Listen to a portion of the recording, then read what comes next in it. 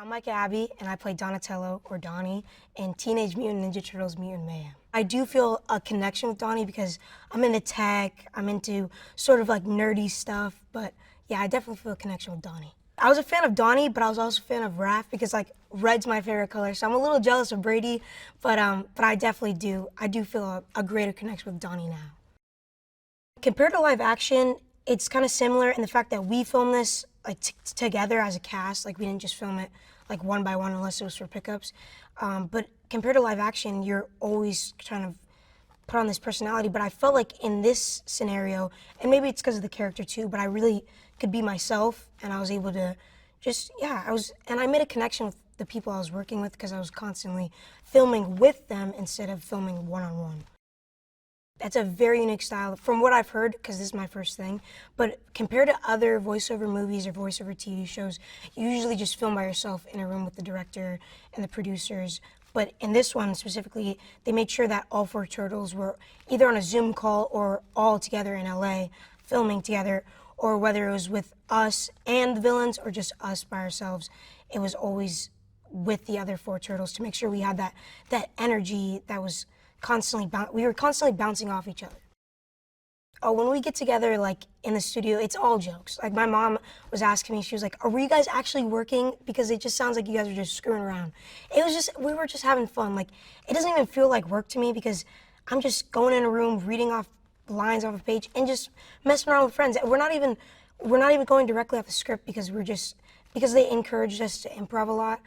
So we were just making our own jokes and adding things that we felt like would fit. And if I said something, then Brady thought he could add something, and then Shamon would add something, and then Nicolas would add something, and it would just keep on making it funnier and funnier.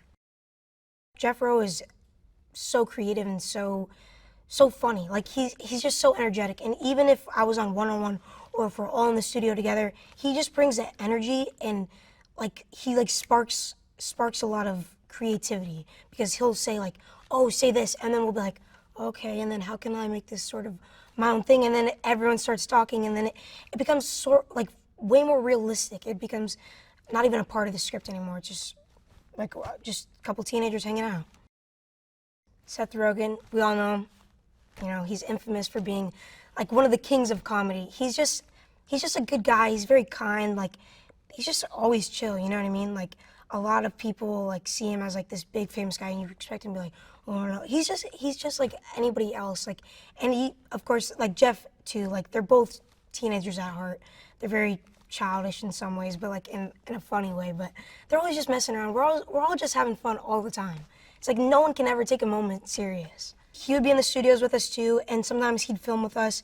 But yeah, he would, again, just like Jeff, he would throw things in and be like, "Oh, you know what'd be funny?" And they'd talk about it, and then they'd be like, "Say this," and then it just, with those two in a room and then us four, it's just it's 6 teenagers hanging out and having fun and just cracking jokes the whole time. Donatello is a very intelligent turtle. He's very smart, he's very techy, and some would say nerdy or geeky sort of fun, but he's just one of those people that's more logically, like he's one of those people that is more left-brained than right-brained. Instead of a lot of his brothers make certain moves off of instinct or what they think would be right, but Donnie's more of a logical person who calculates every single move he does because he wants everything to be perfect. He's more organized than the other boys. I think Donnie just wants everyone to be enjoying anime and K-pop the whole time and just live in like sort of those super duper tech worlds, like super advanced like the whole time. Like I think his perfect world is just like the future. Like he just wants to live in the future. In New York, they're in the sewer and they're just sort of just finding like they're in the phase of growing up, of discovery and questioning a lot of things. And obviously Splinter wants to protect them, but they overall just want to find their place in the human world. And they're questioning whether they should, you know, go out and experience the human world and expose themselves, or if they should, you know, keep it as it's always been and stay protected in their little sewer. Splinter is one of those parents, like many teenagers and their parents. He wants to protect his children, but he also sees that they're growing up and that they're not always going to listen to him, just like all the teenagers around the world who want to rebel and, you know, leave the nest. But Splinter's kind of upset about that, and as we see in the movie, he slowly develops an understanding for why these boys feel this way and explains to them many times that there's a reason that he's kept them in the sewer this whole time. I mean, how could you not be excited when you find out you're working with Jackie Chan? Sadly, I haven't met him yet, but I'm telling you, the moment I meet him, I'm going to try and keep my cool, but I don't know how well I'm going to do. Superfly is the villain of this movie, and he is played by Ice Cube, who has such a big personality, and I feel like it's very much portrayed through the animation throughout the movie. But I feel like Ice Cube's perfect to be playing Superfly because he's just so funny and just so, he exaggerates a lot, but he's very like vibrant. Like his character is very vibrant, and that's what you need from a villain. A good villain has to have a good storyline, and a good villain has to be a bad guy, you know what I mean? So, I mean, Ice Cube is just such a funny guy. April is very significant to the Turtles because April is the first sign of hope in humanity that the Turtles see. Because April is the person that, instead of what their dad has been telling them this whole time, is that humans hate you, humans want to kill you, humans want to do horrible things to mutants. But April is kind of the sign of hope that there's still some sort of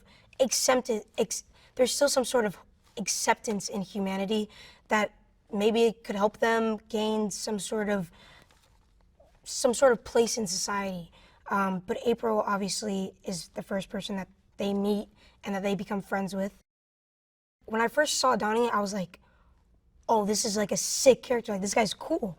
Like, I know he's supposed to be nerdy, but he looks so cool. Like, his whole outfit, like, he looks like a cool guy. Like, and the animations, like, the way they animated him to talk and the way they animated him to look, like, it's just very unique and it's very cool. These characters have lasted so long because every single character someone can relate to. You can relate to some sort of personality trait they have or what they do or what they like to do. It's just so relatable. Like, the franchise is so relatable and it's funny. Why would you not want to watch something that's so funny? Like, people want to see more because it's funny and it's relatable and it's for everyone. I think people walk out of the theater feeling happy that they went to go watch it and excited to see more because, I don't know, you might be surprised to see what's coming, but I think people are just going to be really joyful about the experience they had. They can learn that